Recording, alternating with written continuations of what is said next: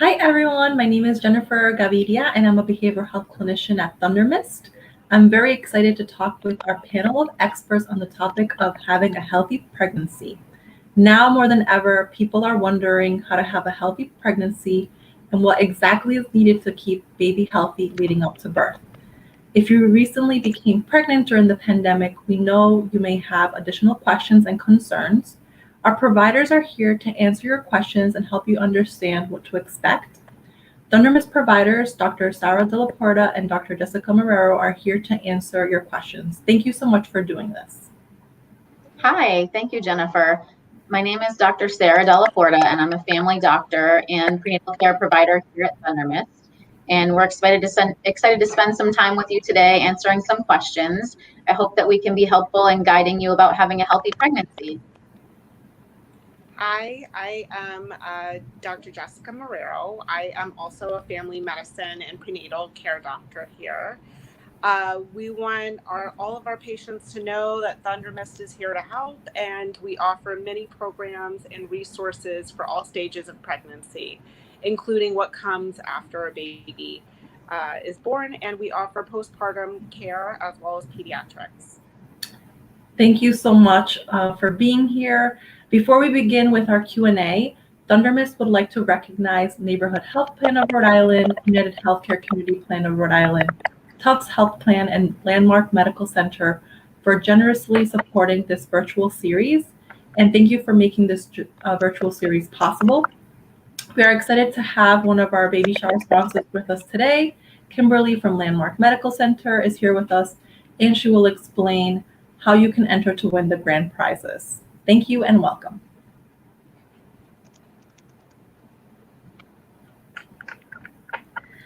Thank you very much. My name is Kim McCormick. I am the nursing director here for the LDRP unit at Landmark Medical Center. I appreciate you having me today, and I look forward to learning more about this topic that we're going to review today.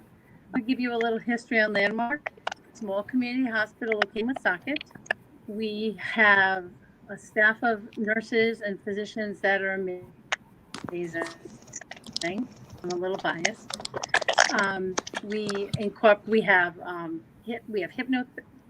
hypnotherapy. We have jacuzzi tubs for patients in labor. Patient support here for any of our patients that need some assistance. We also incorporate spinning babies into our program, and we really encourage our patients to be part of the input in all these stages of your labor and delivery. That way everybody comes out happy and healthy.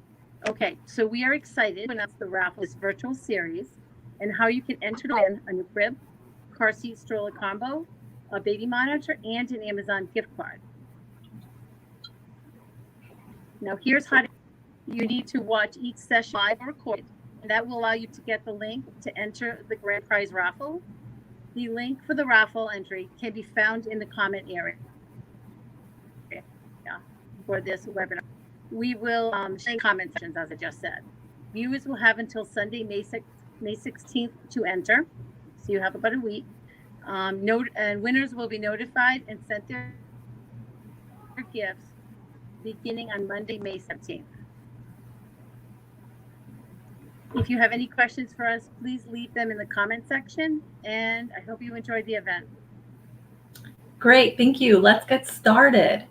So Dr. Delaporta, what are some of the most important things we can do to have a healthy pregnancy? That's a great question. And I think it makes sense that a lot of people start asking it when they either want to get pregnant or are pregnant because they're ready to prioritize their own health. So I think that some of the basic things that I think about are similar to the healthy practices that we think of outside of pregnancy, like work on decreasing your stress, which is not easy, but a worthwhile thing to do, and eating a balanced diet. So fresh fruits and vegetables, whole grains, and minimal processed foods, and figuring out a way that you like to move your body. Whatever kind of movement is good for you and that you can do regularly is a good thing. Some other things that I think of either ahead of time or if you haven't been able to before pregnancy, during pregnancy, is managing your chronic health conditions.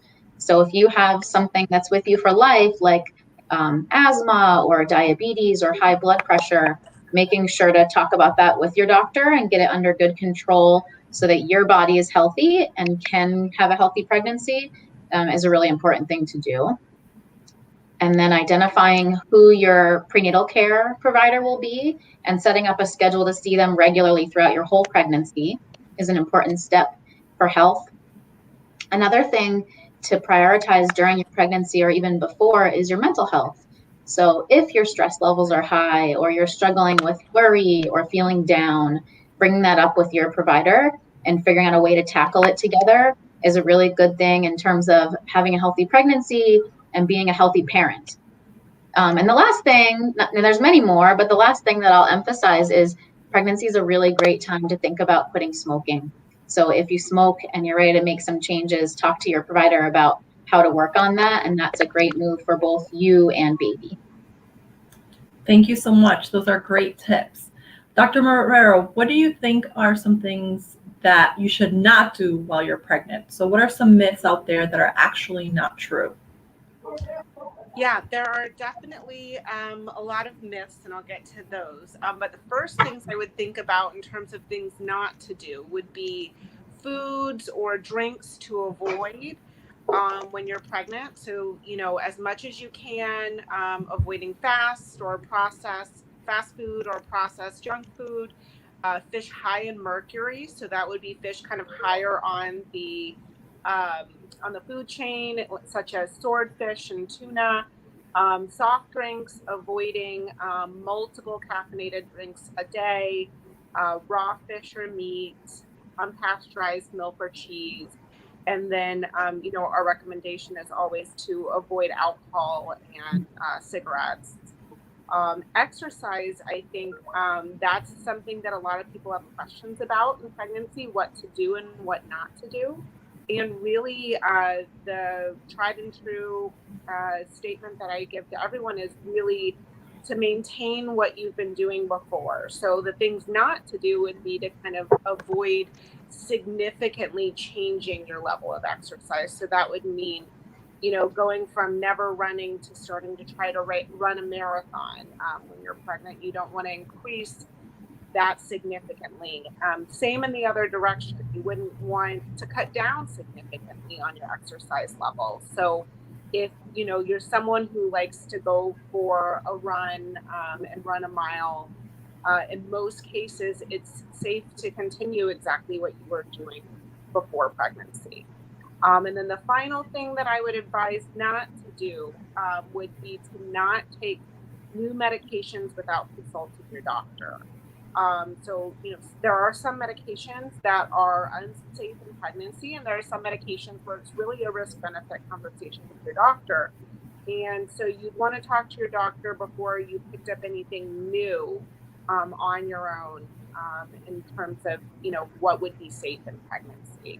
And in terms of myths, there are so many out there, and we work to answer all of those questions because there's so much you can read online or from family. So one of the biggest ones is that pregnant women need to eat for two, and that they need to eat twice as much when they're pregnant, which, is an easy feeling to kind of fall into and to feel like you might need, but really the average woman only needs about 300 extra calories a day.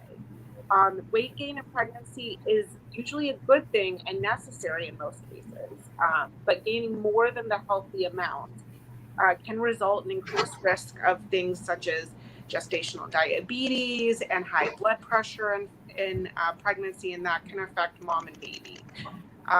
The second thing that I think is a myth out there that we like to bust is that you have to have a C-section if you've had one before in your next pregnancy. So about 60 to 80% of women who attempt a vaginal delivery after C-section are successful. And it's important to discuss with your doctor, what the options are. Is this decision is really dependent on the reasons for the first C-section and how things are going in your current pregnancy.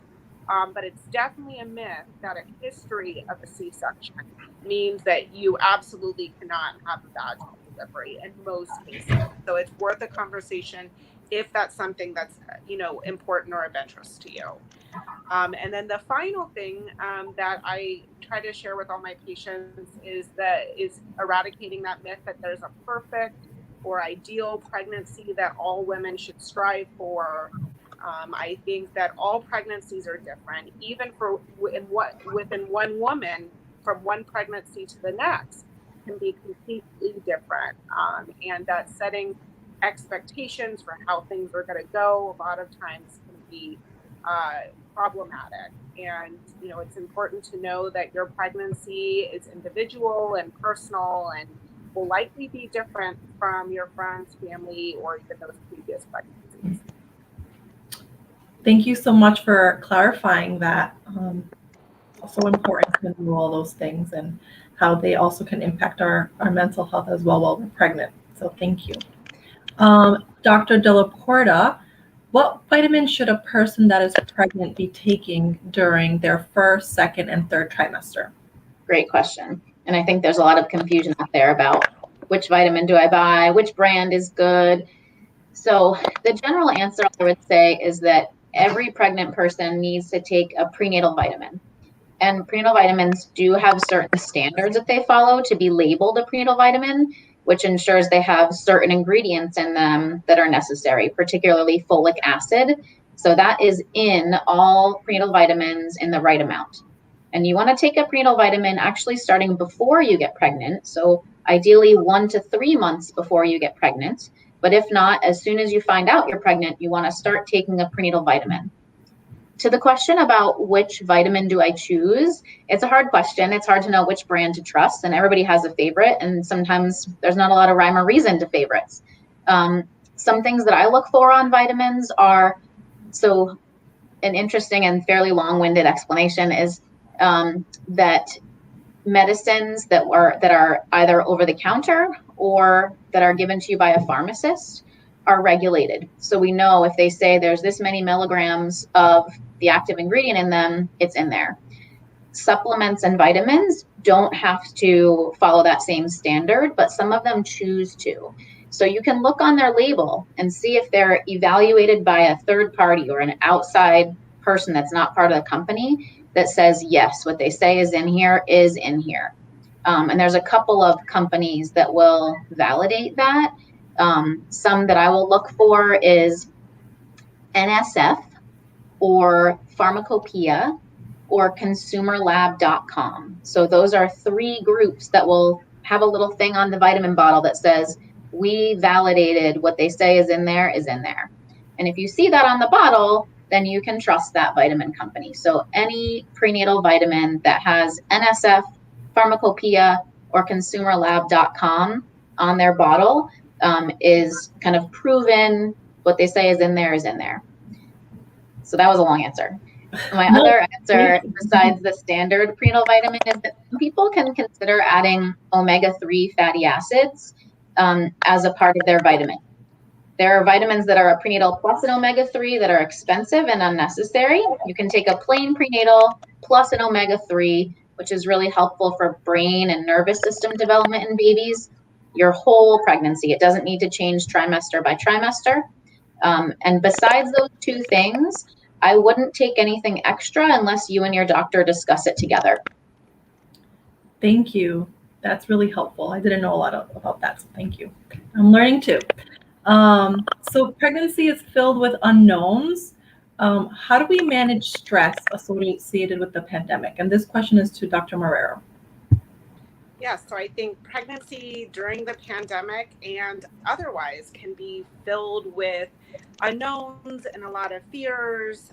So I found through patients' experiences, as well as having been pregnant myself during the pandemic, that the most important ways to manage stress are really through supports, mindfulness, and just taking it one day at a time. So kind of break that down. It's important to build a team of loved ones who you can talk to or who have been through pregnancy before. Either that can be through online groups That can be through family or other mom friends.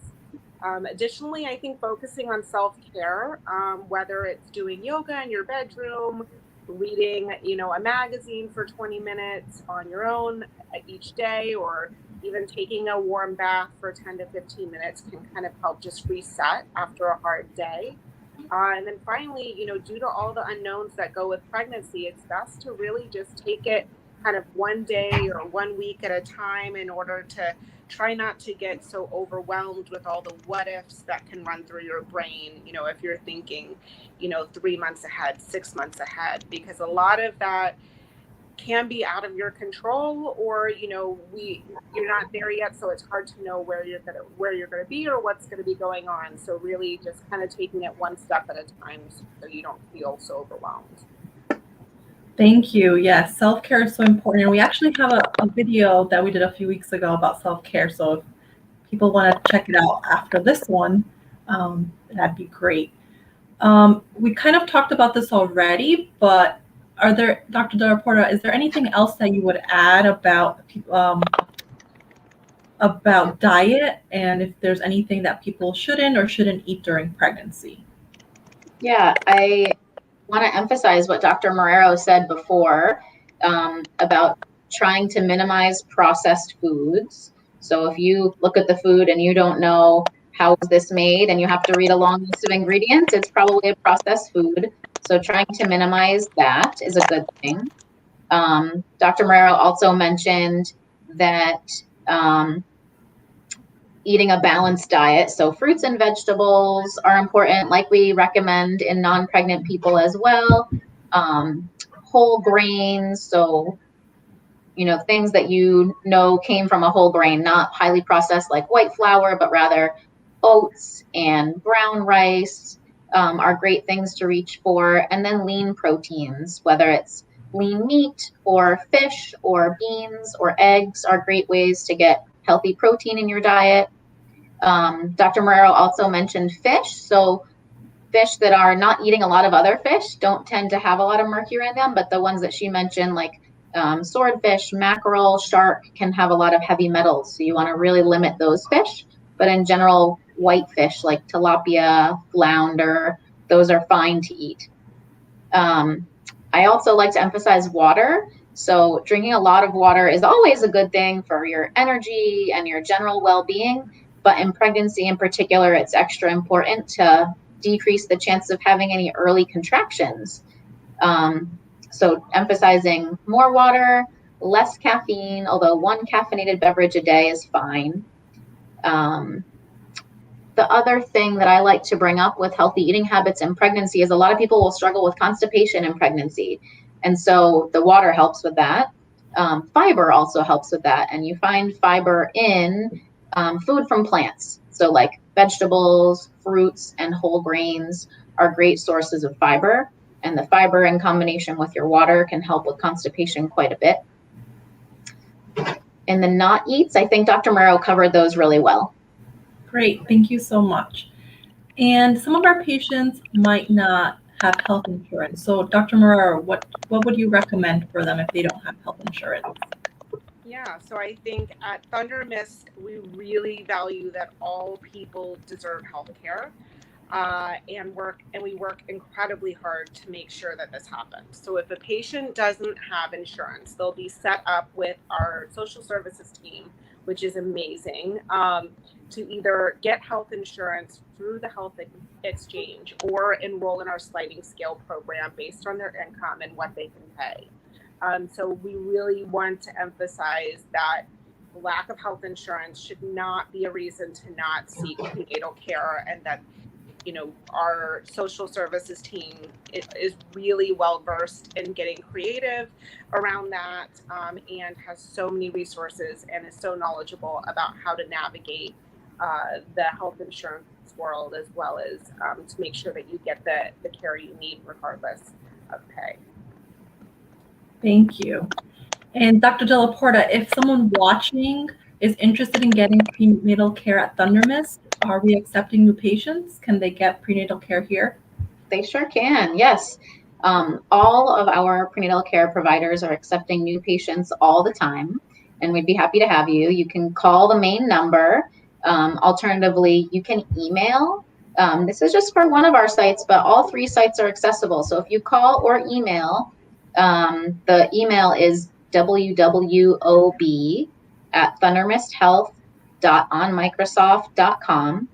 And any of those ways you can reach us to set up your intake appointment, which would be first a visit with the nurse and then with your doctor or midwife. And then we get things started. And, Dr. Marrero mentioned the social services team.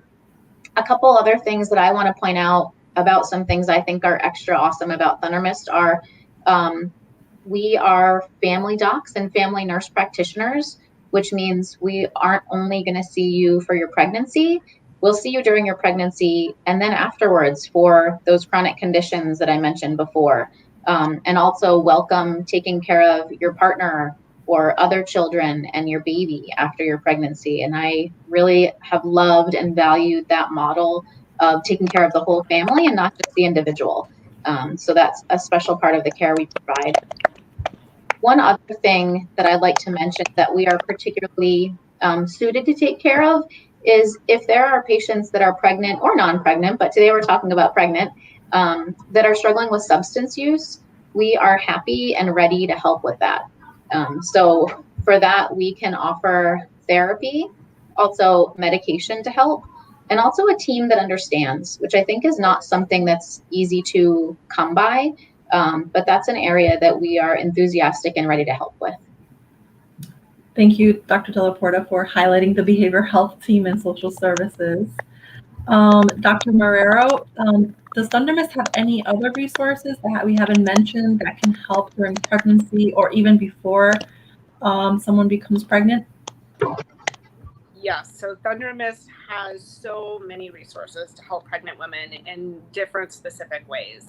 I think the smoking cessation program is really amazing. We have groups to assist in cessation as well as vouchered nicotine replacement medications to help cut down or stop smoking.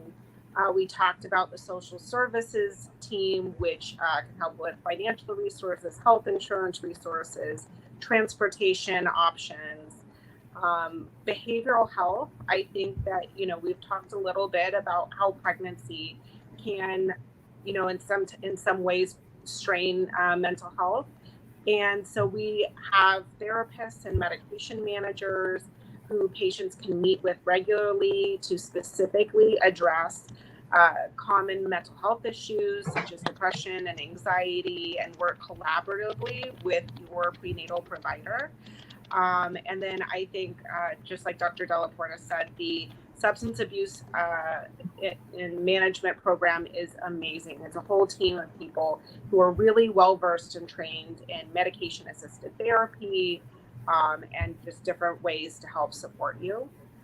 Finally, our dental program, I think, is really unique and valuable. We have a really collaborative relationship with ThunderMist Dental and work to ensure dental care and dental health during your pregnancy, and work together between those two avenues. Thank you. Yes, as the viewers can see, we have a lot of programs and we're very comprehensive in our care. Dr. Delaporta, the last question for you is, what activities are safe for the baby during pregnancy and what isn't safe? Great. Yeah, I think some of these Dr. Marrero touched on, specifically exercise, and that's one that people ask about all the time. I totally agree and give the same advice that doing what you were doing is a good place to look to for your exercise. So if you were a runner, run. If you were a swimmer, swim. If you played soccer, play soccer. Things we want to avoid in terms of exercise are big new challenges. So like radically intensifying, like Dr. Marrero mentioned, and also falls. We don't really want you to fall and hit your belly while you're pregnant. So if your balance isn't as good because you're very far along in your pregnancy, maybe that's the time that biking isn't the best. But in general, in terms of exercise, listening to your body is a really good place to start. If your body is telling you this exercise feels good, then do it. If your body is telling you that really wore me out, my this or that is sore afterwards, I felt run down while I was doing it, then modify, either pick a different exercise or decrease the intensity. The other two things that people ask about often in terms of what can I do or can't I do are travel and sex. Travel is impacted quite a bit by the pandemic right now. So if it wasn't a pandemic, what I would be telling you is just plan ahead with your doctor, especially if you're close to term. So you could think a little bit about, if this happened, where would I go? Who would I call? How would I get my records? The caveat to that during the pandemic is really thinking with your doctor about where you're going and how you're getting there. So does that place have a high incidence of COVID? And is the way that you're traveling going to put you at risk? So it's, travel is still a thing you can do while pregnant, but with a little extra planning. And then sex is another listen to your body thing. So that's very different for everybody in pregnancy and can change pregnancy to pregnancy or throughout your pregnancy, whether that's something that feels desirable or not. So I also would say, unless your doctor has said to don't have sex for a medical reason, it's okay to do, listening to your body. Thank you. And the last question for Dr. Marrero is, how will my experience be different because of the pandemic? So a person that is pregnant, how is their pregnancy going to be different because of the pandemic? Yeah, so there are a few things that'll be different about being pregnant during the pandemic. I think, unfortunately, in most healthcare facilities, including during your ultrasounds, most places are not allowing anyone besides the patient in the visit. Additionally, prior to delivery, the patient will be tested for COVID-19 and the delivery partner will not be able to come and go from the delivery room. They'll be required to stay in the hospital room with you. And then finally, there are some limitations on visitors after deliveries. But really, my hope is that as we move forward in the pandemic and more people are vaccinated, that these restrictions will open up a bit and there will be more flexibility in these rules. In most ways, the experience will be the same, and we strive, with our patients to make it that way. But there are some limitations that are in place, and they're really there to ensure, the safety of the pregnant patient, their baby, as well as all of the other patients and staff.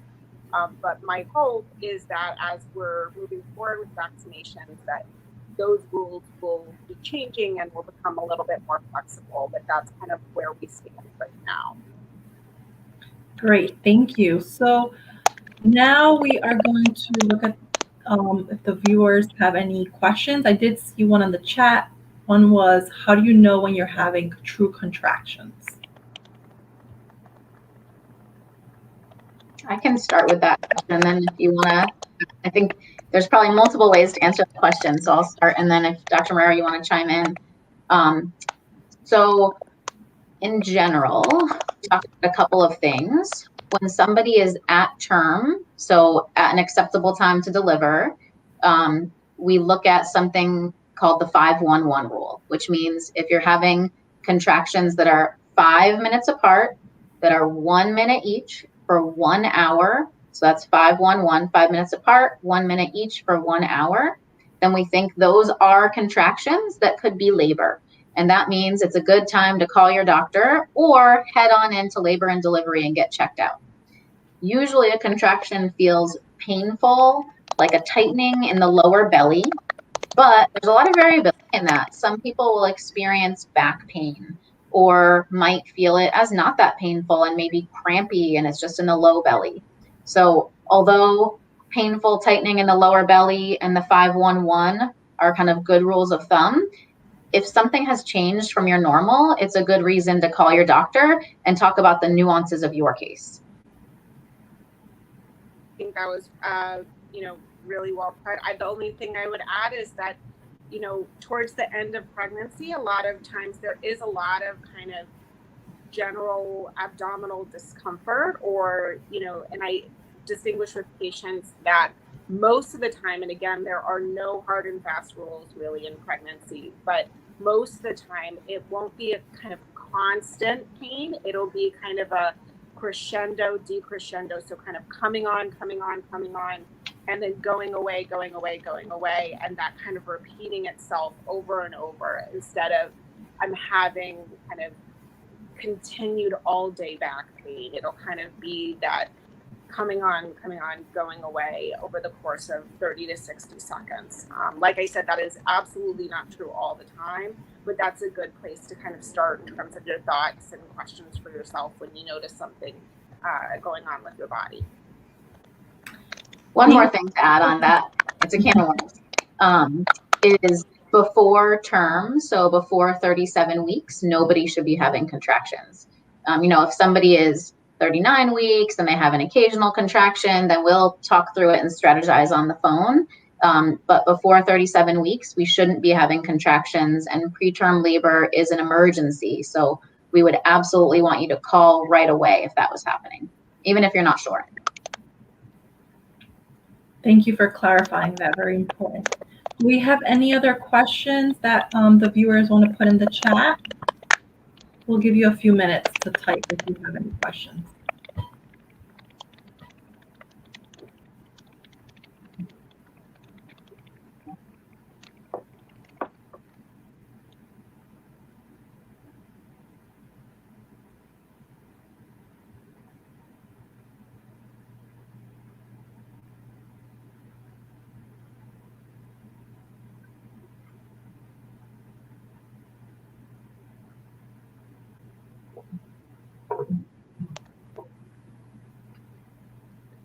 I don't see any questions coming up.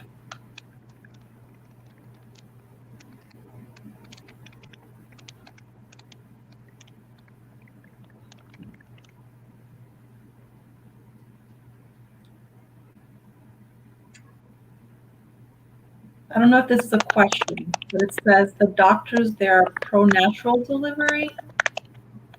I'm not really sure what that means. Say that one more time. The comment, I think, was the doctors, they're pro-natural delivery. I'm not sure if they're talking about different delivery options. So, I'm yeah, not sure. I'm going to just kind of assume a little bit, which might not be the correct. Sometimes when people say natural delivery, maybe they mean a vaginal delivery would be one of my thoughts in that they're talking about, they're explaining. And I would say that really, I wouldn't say that any, I haven't found that anyone is pro one thing or the other, and that it's so individual, and that really every person's prenatal plan or what they're interested in for delivery is so individual, and we do everything we can to really support what's important to them. And so I think that there's really very, very, limited reasons that, something that a patient would want that is medically safe, that we would not do everything we could to ensure.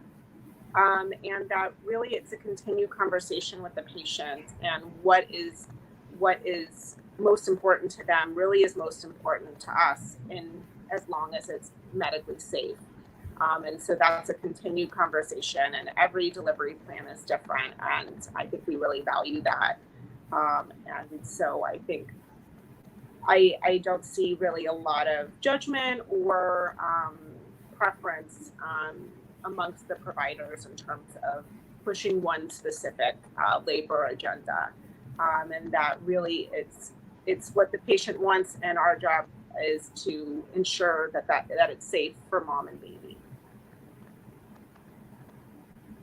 Thank you. So I don't see any other questions. So I want to thank everyone for joining us. We hope you enjoyed getting to know our providers, our sponsors, and that we were able to answer your questions. Before you leave today's session, be sure to enter to win our grand prize raffles. You can look in the comments to obtain the link so that you can enter to win. And today's session will be recorded and available to view in the future.